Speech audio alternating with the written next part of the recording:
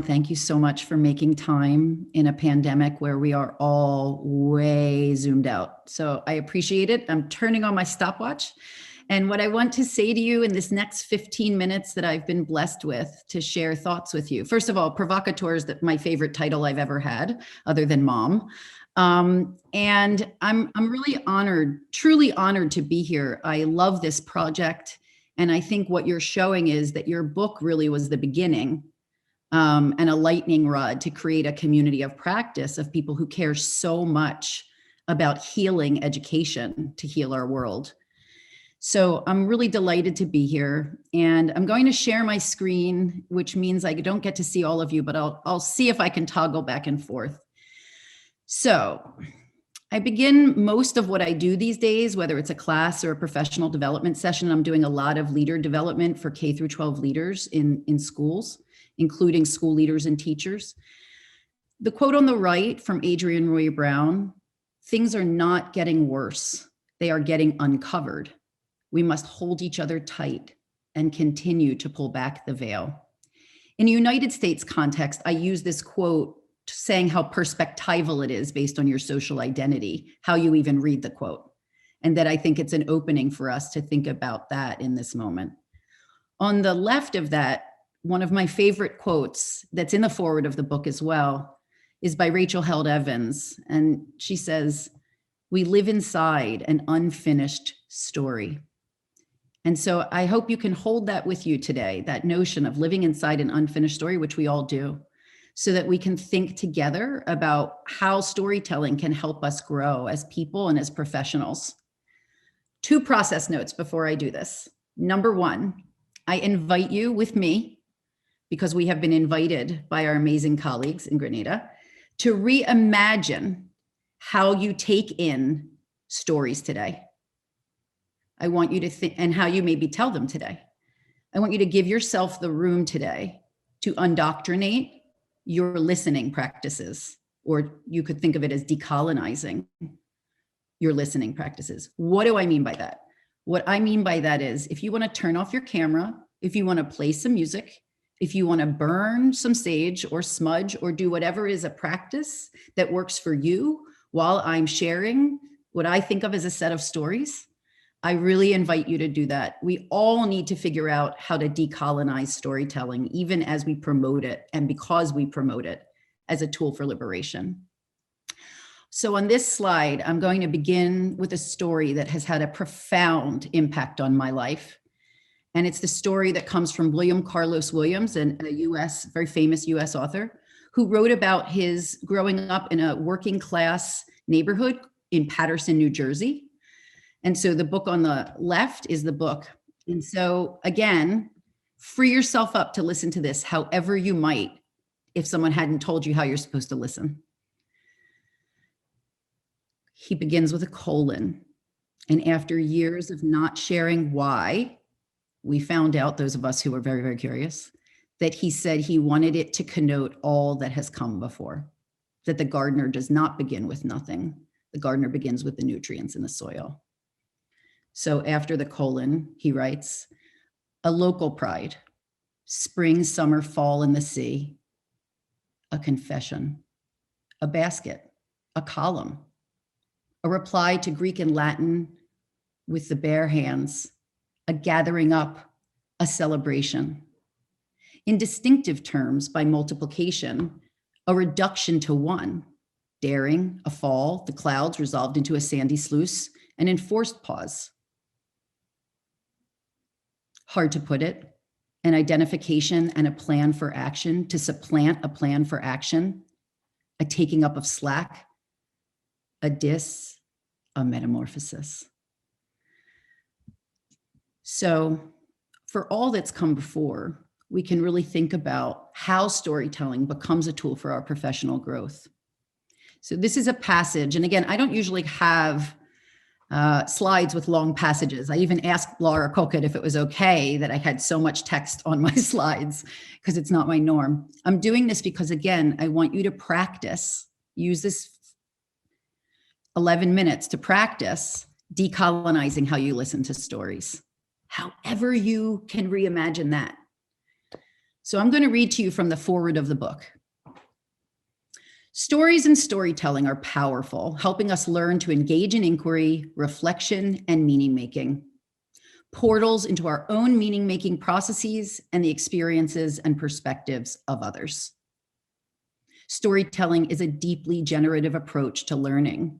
It provides powerful opportunities to build third spaces, which is the theory, third space theory is Homi Bhabha's theory, really a very powerful theory, of identity expression, affirmation, and preservation for all learners, and can be particularly powerful when focusing on restoring, testimonios, counter storytelling, and counter narratives in Black, Indigenous, people of color populations, for LGBTQ plus populations, in disability and on the ability-disability continuum, which is all of us, and in terms of trauma-informed, or as I'm now calling it, even since writing this not even a year ago, healing-centered communities, given the need to push back on dehumanizing grand narratives and the harmful policy programs and pedagogies that they uphold.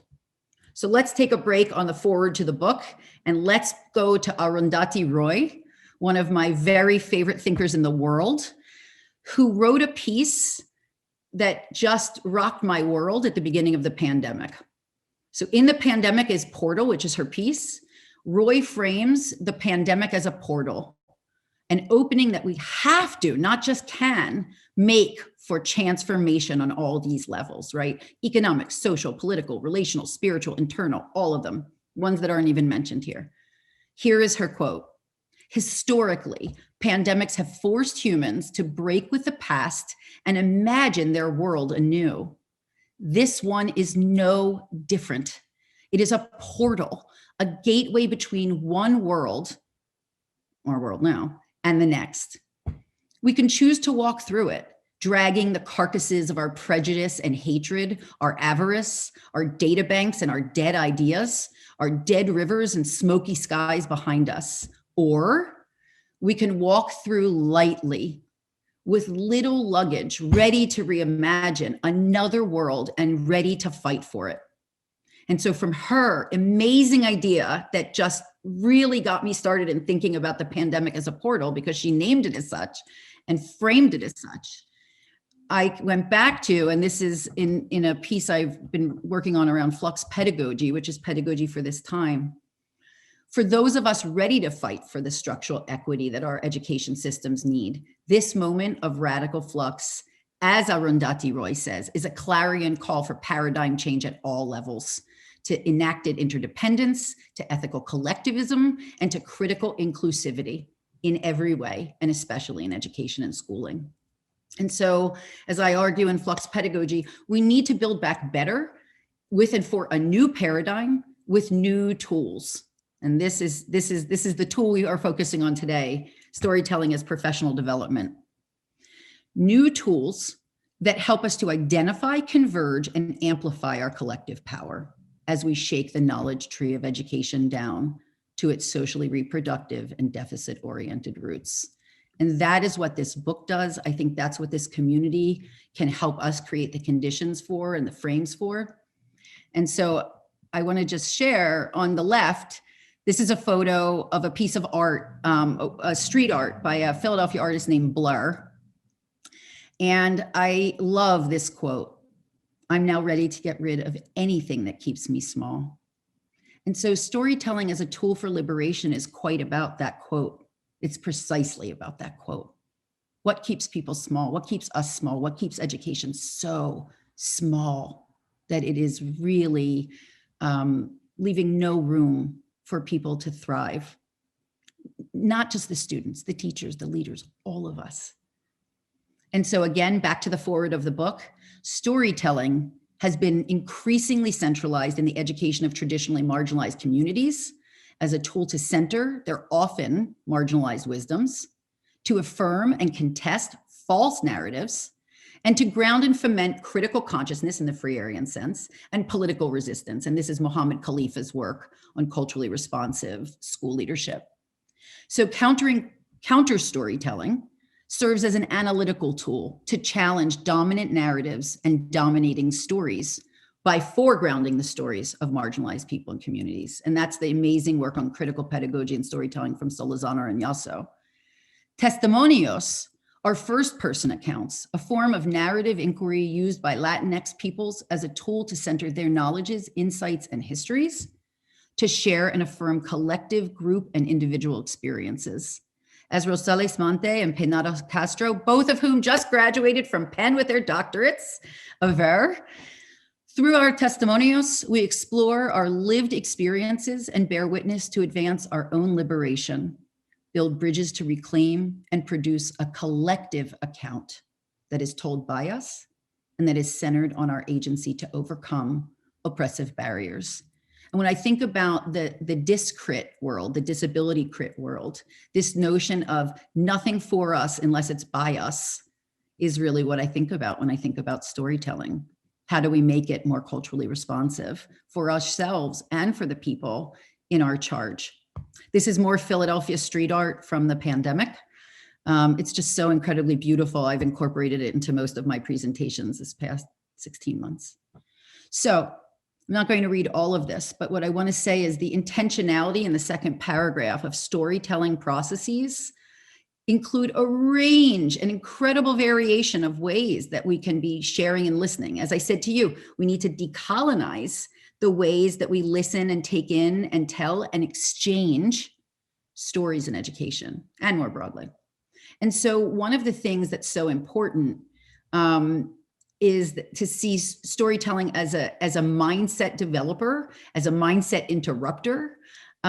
It creates, the third paragraph, it helps people create the conditions for critical examination of our belief systems, our mindsets, and the broader social, cultural, political, and structural forces and narratives that shape them. And so when I think about storytelling in this moment in the world, such a moment where so many are being dehumanized and are feeling dehumanized, storytelling humanizes in its most profound remit. Stories humanize. And we see this in so many different ways. So storytelling, again, just back to the forward, it offers us a means of learning. It offers us sometimes a means of confirming. Sometimes it offers us a means of contesting reality, perhaps building and preserving communities, conveying knowledge, values, beliefs, and very importantly, emotions that sometimes don't have a space if they're not a part of stories in educational contexts. It allows us to engage in grounded and contextualized self-reflection to become constructively critical of self and society and self in society. And to me, that is a part of what it means to decolonize storytelling. In part, even the mechanisms of doing it, which is why I said, play music, turn off your, think about how do you want to take in stories? How many of us have even thought about that? How many of us are even questioning the mechanism? And we need to, because they're reified by white supremacy. And so we have to think about how did we even create storytelling as a thing in schools or in education? And how are we reproducing violence in our limited constructions of what that can look like, of whose stories, of how they get to be told? I'm about to be in a dissertation defense at 2:00 after this meeting, where the student is an Indigenous scholar, and she is going to do this defense in a different way. And she is going to tell stories. And she got pushback on that. And yet she pushed forward. And here she goes. And that's changing culture of a place, right? That's adjusting because we cannot be hegemons about storytelling. And so really what I want to say is storytelling has always been around. It is as old as human beings. It is not new. It has been squashed. Storytelling has been squashed by positivism, by neoliberalism, and by standardization of a variety of sorts globally and locally and nationally. As this book so powerfully illuminates, storytelling is absolutely the future. It's the now, it's the future of education. I think it's the future of human survival because it evinces and supports what I've worked on with a colleague, Dr. Katie Pack, as critical intersectional inclusivity, the ways that we actually do inclusivity to not reinscribe domination dynamics. And so in my belief, and as I close, We do this in a spirit of one of my favorite writers, Muriel Rukeyser. Her words that she wrote to Kath Kolowitz in 1968, to me, are still so humanizing, that my lifetime listens to yours, right? The level of deep compassion and humanization of my lifetime listening to yours and your lifetime listening to mine, and finding ways to do justice to that, to the emotionality around all of this. And so I end with this quote. I began with a quote by Adrienne Maree Brown from her book, Emergent Strategy. And I end with a quote from Adrienne Maree Brown in her book, Pleasure Activism, with more street art from Philadelphia on the left. Please feel free, again, to close your eyes to take this in. This quote, to me, is really what storytelling offers us, in part, you know, within an ecosystem of compassion and care. Liberated relationships are one of the ways we actually create abundant justice, the understanding that there is enough attention, care, resource, and connection for all of us to access belonging, to be in our dignity, and to be safe in community. And those are the stakes. We all know these are the stakes now. These are the stakes for every kid, for every teacher. The stakes have never been higher. And so I leave you with the idea that storytelling is a portal, and it's an opportunity for us. Thank you.